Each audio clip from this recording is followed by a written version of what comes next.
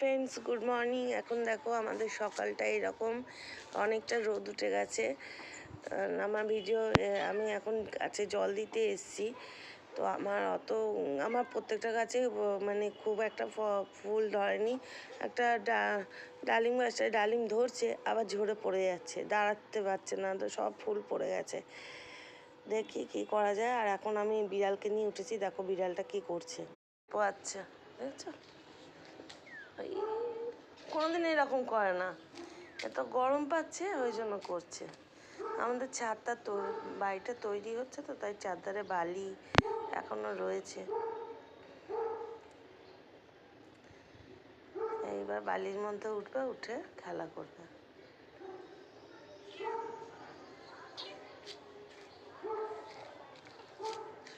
ঠান্ডা লেগেছে, এরও সর্দি কাশি লেগেছে। বড়টা কোথায় পালিয়ে গেছে খুঁজে পাচ্ছি না।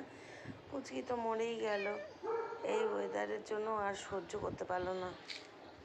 এই দেখো কি খেলা, দেখেছ? ধুলো বালি ঘেটে এটাকে আবার আমাকে পরিষ্কার করতে হবে। ওকে একেই সর্দি কাশি লেগেছে, তারপর ধুলো বালি ঘেটে আমার কাজ বাড়াচ্ছে। খেলো খেলো।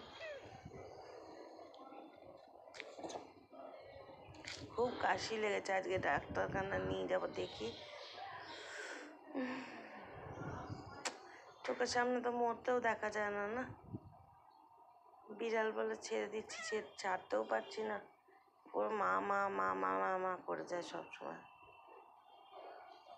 পাশে কালকে আমার পাশে শুয়েছিল বাচ্চাদের মতো।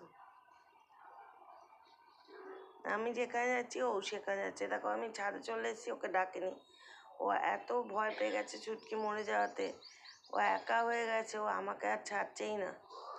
আর মেয়ে বলছে, মা সবাই তোমাকে যখনই ধরে তারাই মরে যায়, দেখো ও বোধহয় আবার মরে যাবে, তোমাকে ছাড়ছে না। এবার আমাকে ছাড়ছে না, আমি কি করব বলো? থাক আমার কাছে, যে যতটুকুনি বাঁচে একটু আমার কাছে ভালো করে থেকে বাঁচুক, খেলে বাঁচুক, ওই জন্য সঙ্গে রেখেছি।